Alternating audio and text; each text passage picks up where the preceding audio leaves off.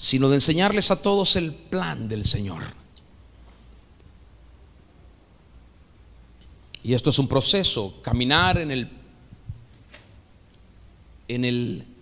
el propósito de enseñarles a las personas el plan del Señor. Porque si llegan a conocer el plan del Señor, nunca se van a apartar.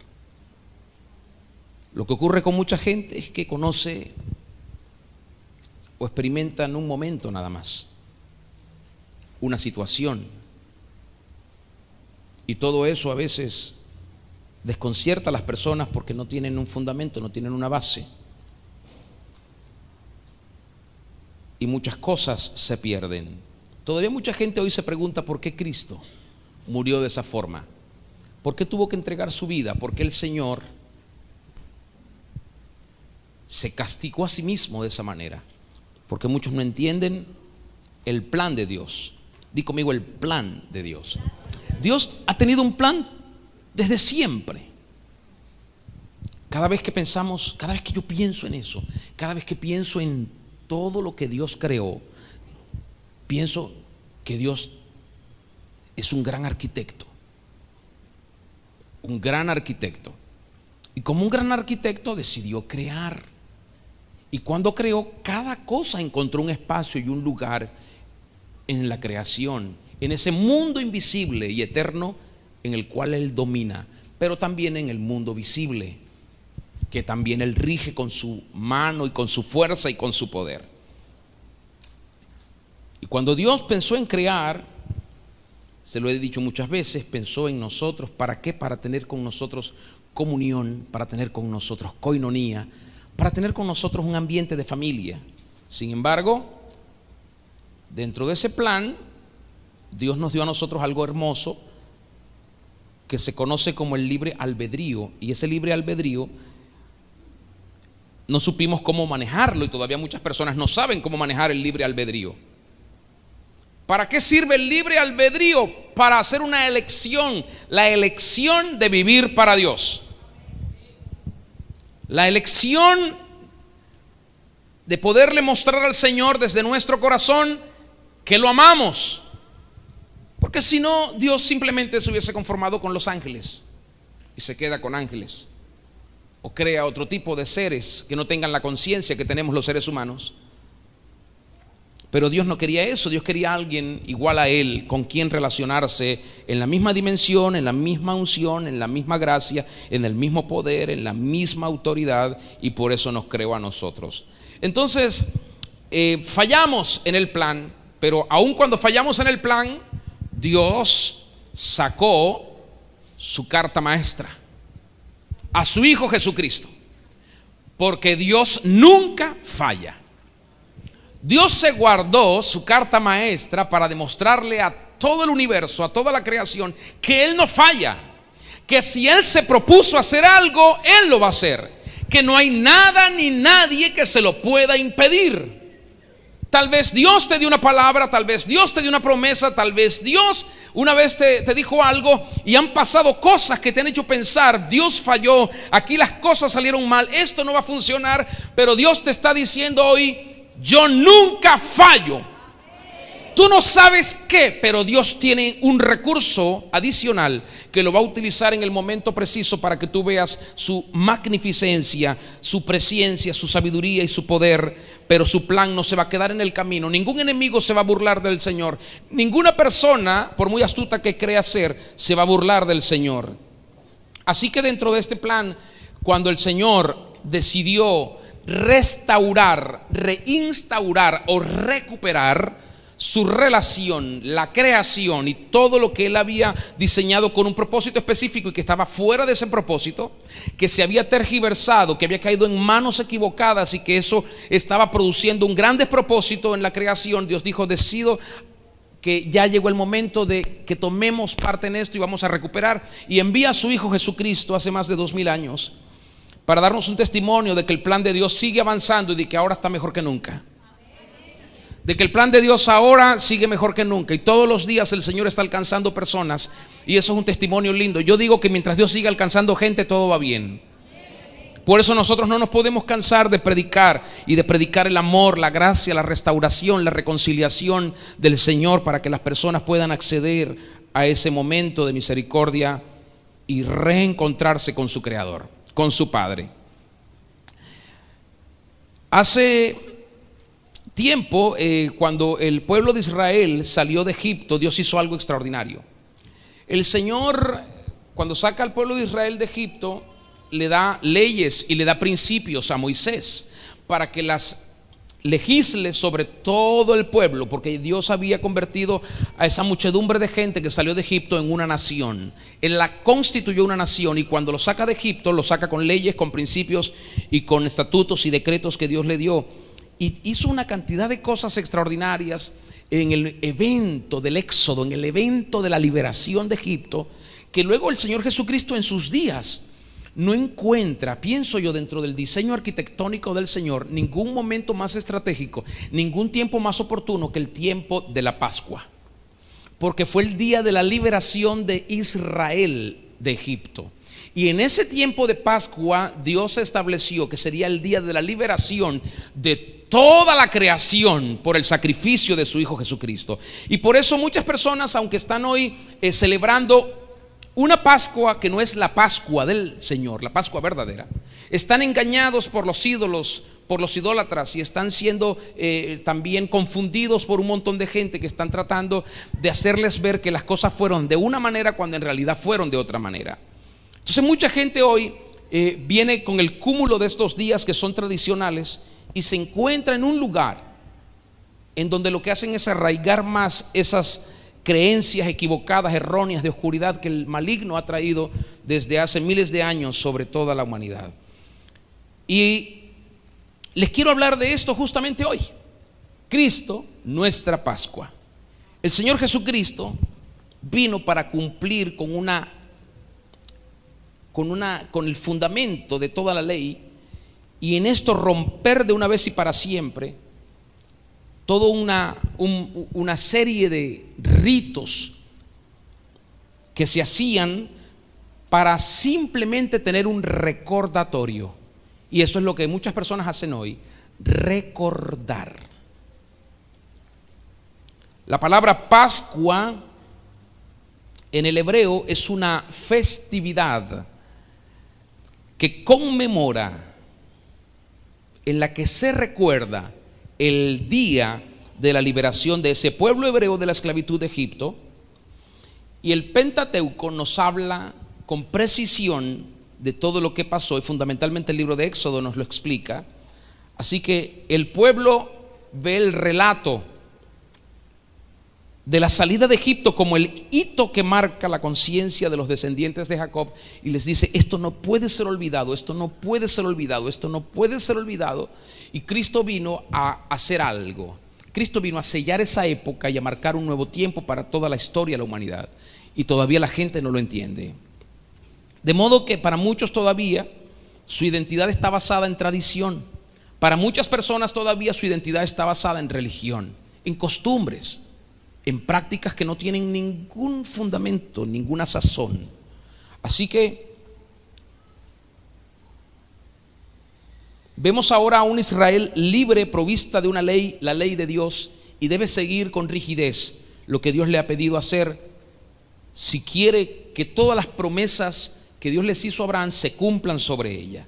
Por eso Cristo encontró tanta oposición en medio de un contexto tan estricto como el contexto de lo que los judíos luego convirtieron de leyes a normas, a reglas humanas, que, como dijo Jesús en su tiempo, ellos invalidaron el mandamiento de Dios, por lo que convirtieron en tradición, y luego le dieron mucho más valor a la tradición que al mandamiento, y el mandamiento vino a ser para ellos algo en segundo plano. Entonces la Pascua es una fiesta, no es un acto fúnebre. La Pascua debe ser el recordatorio, pero no solo el recordatorio. La Pascua para los israelitas era algo bien particular, porque esta Pascua se hacía por ejemplo, en el tiempo en el cual existía el templo en Jerusalén y se convertía en todo un peregrinaje para toda la nación. La gente venía de diferentes partes de la nación para adorar a Dios y, en segundo lugar, para traerle ofrendas a Dios. Nadie venía al templo con otros dos propósitos distintos o con otros propósitos diferentes. Simplemente era para adorar a Dios y para consagrar ofrendas al Señor.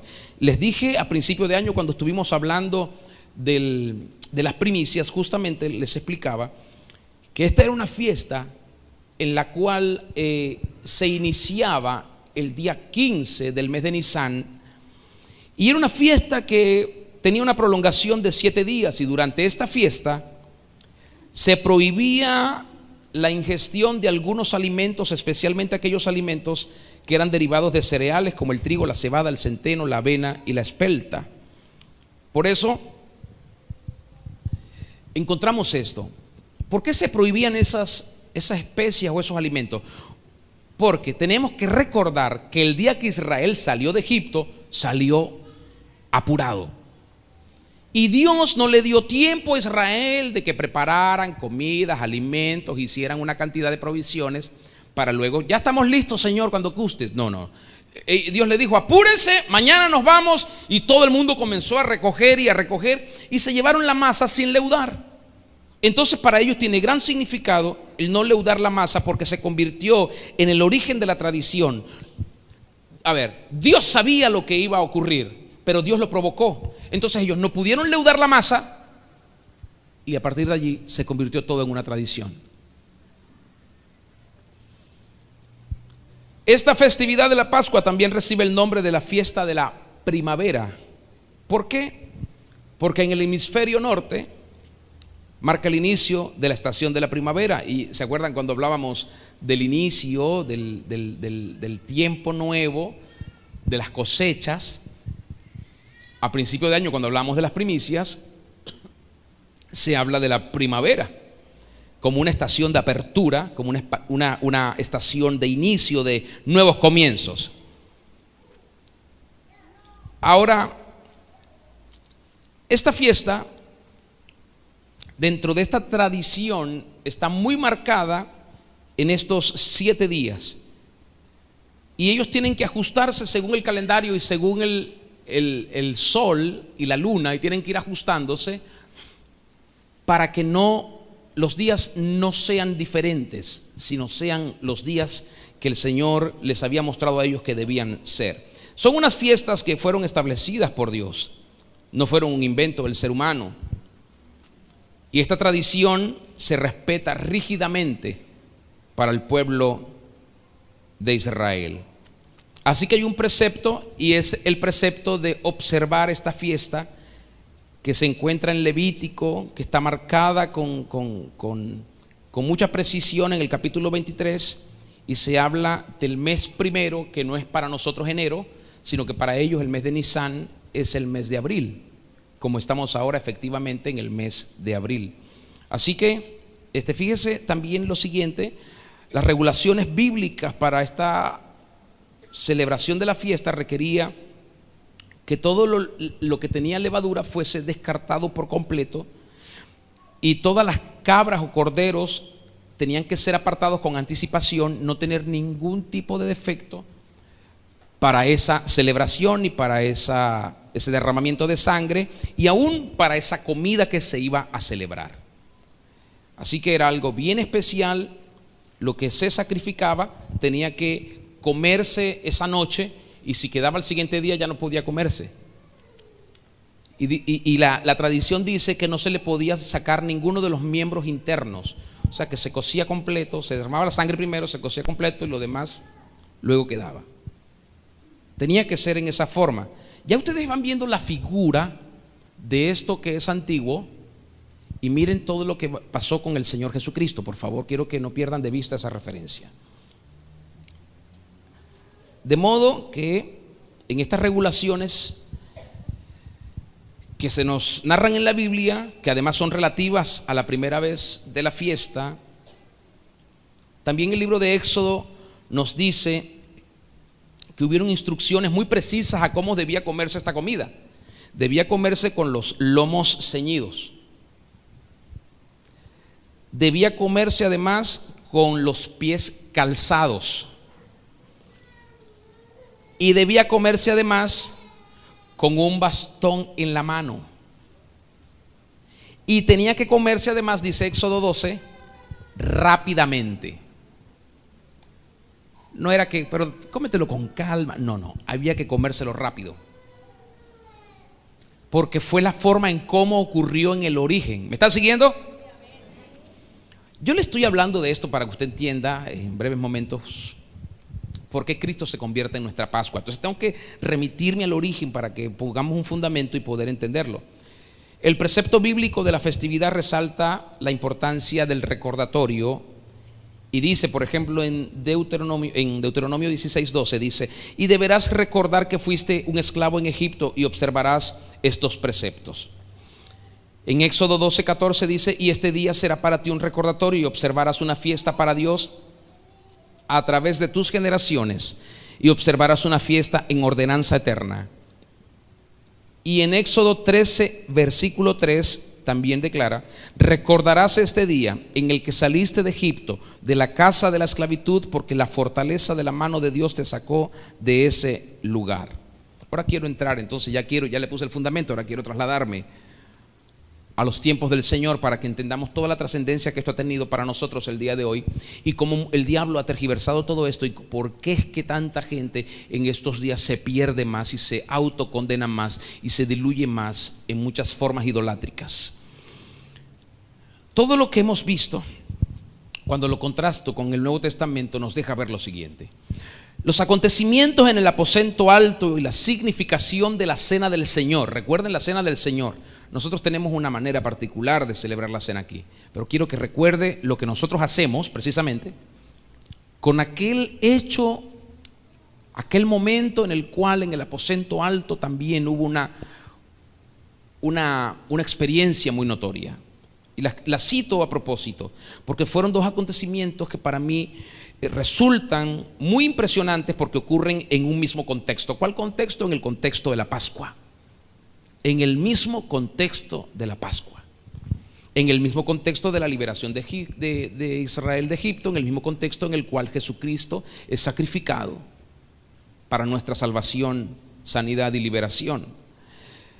Hemos visto ya entonces que el Señor Jesucristo concebía su muerte en función de un sacrificio veterotestamentario, es decir, que tenía que ver con el Antiguo Testamento. Cuando Él vio su sacrificio, Él lo vio justo, tal cual como sucedería de acuerdo a toda la tradición de Israel. Por eso, Él eligió esa fecha, esa época, esa temporada.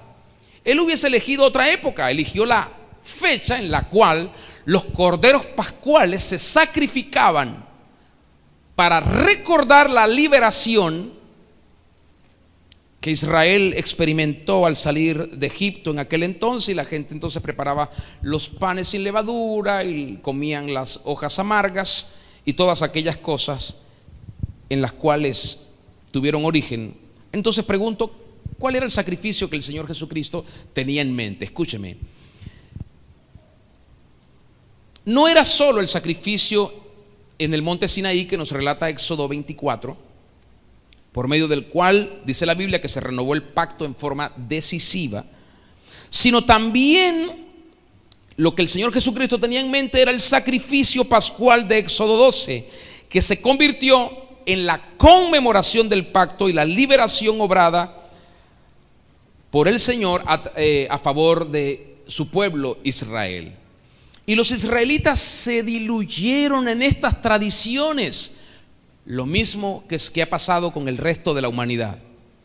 Se han diluido en estas formas y en estas prácticas que vinieron a ser idolátricas, tan dogmáticas que nadie puede tocar eso porque se mete en un problema jurídico o legal.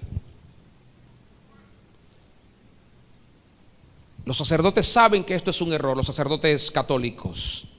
Mucha gente de otras religiones saben que esto es una farsa,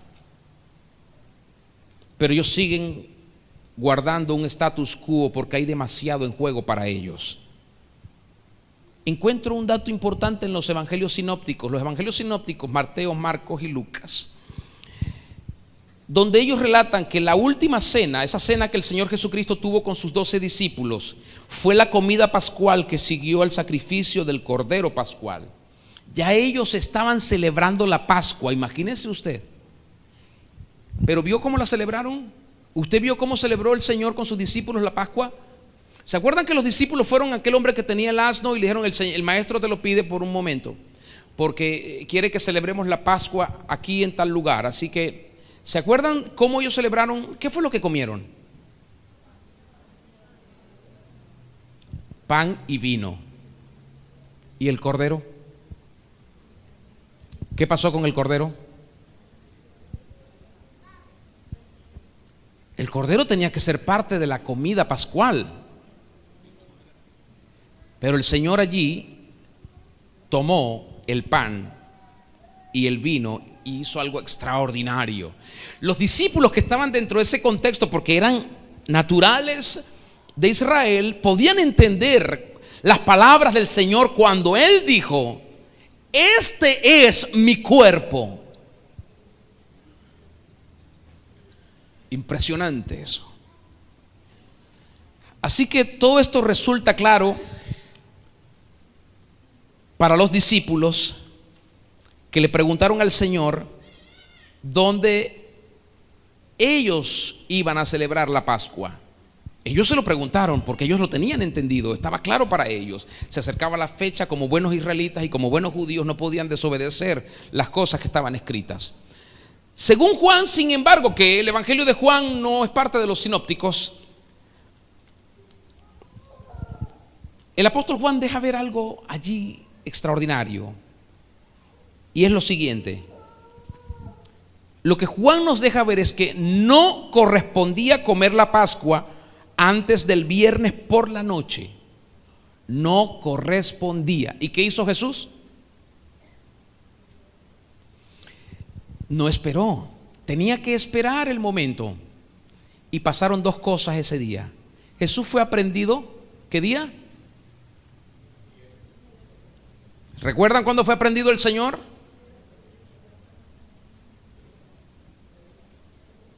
¿Recuerdan la hora? En la noche. En la noche, ya a la medianoche, estaba en el patio de los sacerdotes y viendo a Pedro negándolo 3 veces ahí. ¿Recuerdan eso? Así que el apóstol Juan hace algo extraordinario y nos deja ver que no se correspondía comer la Pascua antes del viernes en la noche, un día después de lo acontecido en el aposento alto. O sea que Jesús se anticipó, porque Él sabía lo que iba a pasar.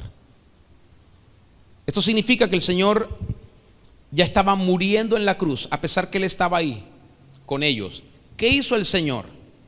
Tomó el pan. ¿Y qué hizo? Les estaba diciendo: ya comencé a morir. Ya comencé a morir. ¿Para qué? Para que ustedes tengan vida.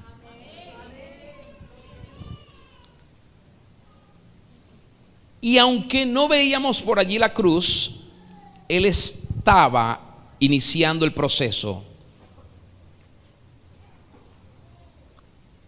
Por eso vemos lo siguiente: mientras Jesús estaba haciendo esto, los corderos literalmente estaban siendo preparados. ¿Cómo? Había que desangrarlos. ¿Para qué? Para luego comerlos, justamente hasta ese día viernes en la noche. Mientras Jesús estaba con ellos, en ese momento los sacerdotes estaban matando los corderos pascuales. Y más allá de conciliar esta cronología, el contexto de la Pascua nos da 3 lecciones que yo les quiero considerar en esta hora. En primer lugar, Jesús atribuyó fundamental importancia a su muerte. En realidad, estaba dando instrucciones para que la celebración anual de la Pascua fuese reemplazada por su propia cena. Ahora no hay Pascua, ahora no hay panes sin levadura, ahora no hay vino, ahora no hay plantas amargas, ahora es Él. Por eso Él dijo: aquellos que lo abandonaron, el que no come mi carne y bebe mi sangre, ¿qué está haciendo? Según la ley de Dios, ¿qué está haciendo? Está violando la ley de Dios. Y si viola la ley de Dios, ¿qué pasa? Se pierde todos los beneficios que el Señor le quiere dar. Y Jesús le está diciendo a ellos: ahora no es el corderito, no es la sangre, ahora no es el vino que ustedes cultivan, ahora no son las hierbas amargas, ahora soy yo. Si quieren recordar un gran día, no recuerden cuándo salieron de Egipto, recuerden este gran día, el día en el que voy a vencer la muerte y el pecado para que ustedes tengan vida. Parece que no están muy convencidos ustedes. ¿Sabe lo que es duro desarraigar? Las tradiciones, los paradigmas que tenemos en las mentes. Es duro desarraigarlos. Todo esto que les digo se desprende de las palabras de explicación que habló sobre el pan y el vino. Él dijo en Mateo 26, del 26 al 29, él lo dijo. Él dijo: esto es mi cuerpo, esto es mi sangre. Y aunque fuese un pan y aunque fuese literalmente vino, si el Señor dijo que ese era su cuerpo y que ese era su sangre, pues lo era. Más allá de que usted o a mí eso no nos quepa en la cabeza. Si Él dijo que ese era su cuerpo, ese era su cuerpo. Si Él dijo que ese era su sangre, esa era su sangre. Y ellos estaban literalmente, por primera vez en toda la historia, las primeras personas que comieron su cuerpo y su sangre y bebieron su sangre fueron sus discípulos. Las primeras personas que lo experimentaron, sin hierbas amargas. Jesús no tenía levadura. ¿Sabe lo que es la levadura? El Nuevo Testamento nos deja ver lo que es la levadura. ¿Qué es la levadura? ¿Qué es la levadura? El orgullo, el ego, lo que inflama el corazón. Jesús no tenía levadura.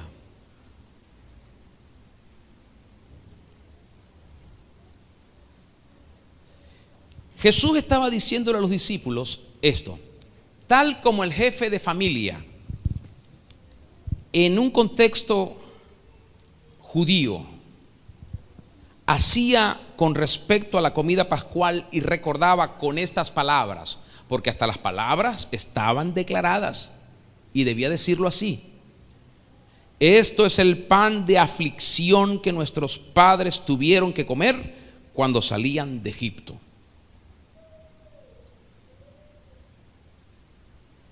Jesús, al contrario, nos dice: este es el pan de vida, para que ustedes la tengan y la tengan en abundancia.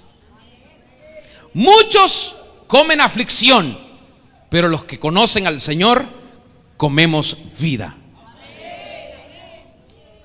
Les he citado en días pasados a un historiador llamado Joachim Jeremías. Y tengo otra cita de él. Él dice que el Señor Jesús modeló sus dichos sobre el ritual de interpretar la Pascua. Y hizo algo extraordinario como para aclarar y para resaltar el segundo aspecto que le quiero mostrar. Es la forma en que Jesús entendía el propósito de su muerte. Y dice Joachim Jeremías esto: que para Jesús su muerte era una muerte que separó carne y sangre, porque Él dijo: este es mi cuerpo y esta es mi sangre. Separó carne y sangre, tal cual el Cordero Pascual, después que los mataban, tenían que hacer esa separación, sacarle toda la sangre para ponerlos a cocinar completamente. Jesús habló, dice Joachim Jeremías, de sí mismo como un sacrificio. Exactamente. Por eso cuando decimos Jesús fue el Cordero de Dios, no estamos pensando en la metáfora, en la ilustración. Literalmente Jesús fue el Cordero de Dios. Y más aún, probablemente Jesús estaba hablando de sí mismo como un sacrificio. Más aún, probablemente hablaba de sí mismo como ese Cordero de Dios en la Pascua. De modo que el significado de su última parábola es: voy a la muerte como el verdadero sacrificio pascual. ¿Y qué dijo Jesús acerca de los sacrificios? Que después de su sacrificio ya no hay más sacrificio. Entonces ya no hay más opresión, amargura, tristeza y aflicción que recordar. Recordamos, y por eso es que esta tiene que ser una fiesta y una celebración, no para afligirnos, sino para alegrarnos, porque hubo un día en el cual Dios tomó su propio cordero y lo sacrificó por nuestra liberación y para nuestra vida eterna. Si eso no le da alegría, entonces nada le puede dar alegría.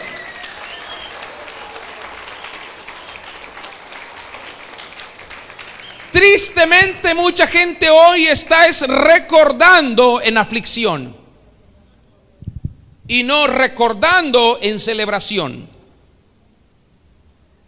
Las implicaciones de lo que Jesús hizo son bastante considerables. En la Pascua original en Egipto, cada uno de los corderos pascuales moría en lugar del primogénito de la familia, y el primogénito se salvaba únicamente si se mataba un cordero en su lugar. Ustedes recordarán, se los expliqué claramente en enero, y los que no lo han leído y los que no lo han visto, bueno, sépanlo, esto es así. No solo debía morir el cordero, sino que su sangre tenía que ser rociada en la puerta de la entrada de la casa, y su carne debía ser consumida en una comida de comunión. Es decir, era el motivo de tener mayor armonía familiar, el momento de la Pascua, porque ahí estaba el cordero, ahí estaban los panes, ahí estaba todo lo demás, y toda la familia se sentaba allí a comer. Por eso es que Cristo tiene que ser nuestro máximo motivo de comunión. Por eso es que el Señor no concibe que una persona diga que lo ama a Él y está en contra de su hermano o de su hermana, que lo ama a Él y no le quiere hablar a su hermano y a su hermana, que lo ama a Él y es hipócrita con los demás. Porque Cristo es nuestro máximo motivo, nuestro máximo vínculo de armonía, de comunión. ¿Sí me está siguiendo? Y de este modo el rito pascual también nos enseña la tercera lección, la de que era necesario que cada cual se apropiase personalmente de los beneficios de la muerte vicaria de Cristo. No es un asunto colectivo. Yo puedo creer, o usted puede creer y yo no. Y no quiere decir que porque usted cree, yo me estoy beneficiando. Si yo creo y usted no cree, usted se lo pierde. Porque el sacrificio de Cristo nos ha regalado, nos ha dado de pura gracia desmedidos regalos, méritos, bondades. Cristo nos ha dado muchísimos beneficios, pero yo no los puedo tomar por usted. Nadie los puede tomar por usted. Usted debe tomarlos, debe aceptarlos, debe abrazarlos, debe agradecerle al Señor, debe honrarlo y debe testificarlo para que otro vea lo valioso que es y decir: wow, qué impresionante es esto, cómo yo no me he estado perdiendo estos beneficios, y también eche mano de esos beneficios y los tome. Porque hay mucha gente que, a pesar de que cree en el Señor, todavía no los ha tomado, porque no entiende esto del sacrificio del Señor Jesucristo. Y quiero terminar con esto, invitarle por favor que me acompañe en su Biblia a 1 Corintios capítulo 5. Primera de Corintios 5.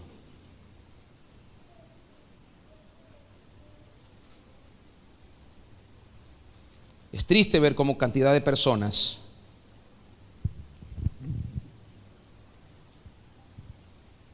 por no ver y por no entender y por no discernir esto, no están disfrutando de todo lo que el Señor ganó en esa cruz para ellos. Porque lo que Cristo ganó en la cruz no fue un momento de felicidad, hermanos. Lo que Cristo ganó en la cruz no fue un momento de comodidad. Cristo en esa cruz recuperó todo, un reino para usted y para mí. Así que Primera de Corintios 5, versículos 6, 7 y 8 dice: no es buena vuestra jactancia. ¿No sabéis que un poco de levadura leuda toda la masa? Limpiaos pues de la vieja levadura, para que seáis nueva masa, sin levadura, como sois, porque nuestra Pascua, que es Cristo, ya fue sacrificada por nosotros. Así que celebremos la fiesta no con la vieja levadura, ni con la levadura de malicia y de maldad, sino con panes sin levadura de sinceridad y verdad. Esos son nuestros panes: sinceridad y verdad, pureza, santidad, reconciliación, comunión. ¿Usted se imagina la cantidad de personas que asisten hoy a iglesias tradicionales y están peleadas con otros y no les hablan y viven llenos de amargura, de resentimiento, en rechazo, en aflicción, con odio, con rencor? Algunos que están tan heridos, pero ellos asisten a esas iglesias religiosas y tradicionales para calmar un poco su conciencia. Y no es eso lo que libera, lo que sana, ni lo que salva, sino el verdadero sacrificio de Cristo. Por eso, si vemos esto de esta manera, usted dirá: hoy lo puedo celebrar. Estoy en paz con todos, amo a todos, no guardo nada contra nadie, vivo en justicia y soy una persona que honro al Señor en todo. Pero si hay falta de perdón, si hay falta de comunión, si hay odio, rechazo, rencor, injusticia en usted, pues es necesario que usted se encuentre con el Señor en esa cruz, porque en esa cruz deben morir todos nuestros delitos y todos nuestros pecados. En esa cruz, en esa cruz. Por eso no es suficiente con decir: yo conozco a Cristo ya hace algún tiempo, estoy bien con Él. Yo creo que si hay un delito y si hay pecado, debemos volverlos a llevar a esa cruz. Y si alguien quiere hacerlo, puede estar de pie conmigo. Y vamos a decirle al Señor: Señor, no quiero que nada me impida celebrar tu triunfo, tu éxito. Y si hay algún delito en mi vida, lo quiero llevar a esa cruz. Lo quiero llevar a esa cruz. Quiero clavar todos mis pecados allí, si todavía hay pecados en usted. Todos los delitos deben ser llevados a esa cruz. Todos. Las trampas, los engaños, las ataduras, las ligaduras, las maldiciones, los errores, todos deben ser llevados a esa cruz, a la cruz de Cristo, a la cruz del Señor. La Biblia nos deja entender que Él los tomó todos y los clavó en la cruz. Y entendemos que esto ocurre en el momento en el cual venimos al Señor y nos humillamos delante de Él. Y cuando nos rendimos ante el Señor, ahí estamos siendo sanados y liberados y restaurados. Pero si después de eso volvemos a pecar, volvemos a equivocarnos, volvemos a ofender, volvemos a guardar resentimiento y rencor, necesitamos ser limpiados y purificados por su dulce espíritu, por su palabra. Y eso implica que nosotros tomemos una decisión voluntaria de llevar a esa cruz todo lo que nos impida vivir en paz y nos impida vivir abundantemente con el Señor y con nuestros hermanos y con nuestro entorno. Por eso esto es un asunto muy personal. Yo no lo puedo hacer por usted, nadie lo puede hacer por mí. Cada uno debe decidirlo hacer. Así que si usted quiere hoy, con conciencia limpia, con conciencia pura, decirle al Señor: Señor, yo quiero celebrar, y no solamente hoy, quiero celebrar todos los días tu triunfo, tu victoria, la quiero celebrar. Entonces usted tiene que dejar que el Señor moldee su vida, para que usted no sea un agresor de los demás, no sea una persona que esté ofendiendo a nadie, que esté avergonzando a nadie. Sea una persona que usted ame a la gente, la cuide, la sostenga, la ayude en los términos de sus posibilidades, y ore por la gente para que la gente cada día esté mejor con el Señor. Señor, hoy estamos aquí